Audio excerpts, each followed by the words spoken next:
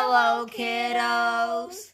We're back in story time, and today we'll be reading Women in Science. We're going to be continuing Chapter 2. Chapter 2, Engineers and Inventors. Brooklyn Bridge is in New York. It is one of America's most famous landmarks. But did you know that a woman was in charge of its completion? So here's the Brooklyn Bridge. I love the designs in it. There's a lot of boats going down there.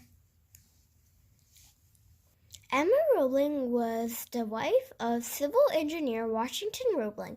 Washington's father, John Roebling, designed the Brooklyn Bridge. When he passed away, Washington managed its construction. Emily studied engineering so she could help her husband.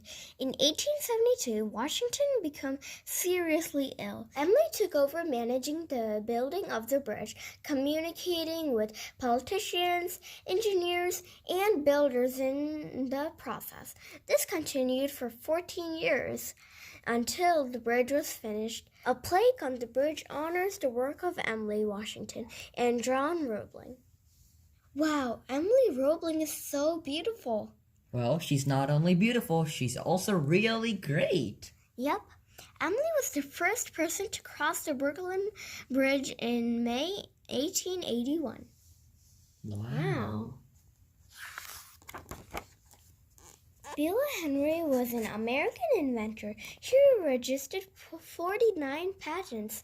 This is a government license that gives you the sole right to make and sell your invention. Bella Henry attending the Explosion of Women's Arts and Industries event in New York, 1931. Okay, this area. Many of Henry's inventions were designed to use at work or at home. She developed her first invention while still at college. It was an ice cream freezer. Henry also invented an umbrella. She founded a company to make and sell the umbrella in New York. Later, she improved the workings of a sewing machine, typewriters, and a machine to make paper copies. The money she made from her inventions was enough to live on. This was unusual for a woman at that time, since most women didn't earn their own money. Here's the old ice cream freezer. So weird compared to the one we have now. In this one, it's like it has so many differences. Yeah, that is so true. Yep. Okay, next page. Hedy Lamarr was a movie actress. Few people knew she was also an inventor. She helped develop technology that is used in mobile communications today. Lamarr was born in Austria. She moved to America and became a screen actress, but her secret passion was inventing. During World War II, Lamarr had an idea for improving radio-guided torpedoes. These missiles regularly missed their targets when the enemy jammed the signal. Lamarr teamed up with the composer named George Antheil. The pair worked a way of coding the signals by varying the radio frequencies used. This idea was developed in the 1960s and is used in Wi-Fi and cell phones today. Lamarr wasn't recognized for her idea until the 1970s. This photo is a film still. Wow, that's a really great invention because without cell phone and Wi-Fi right now, we would not have fun.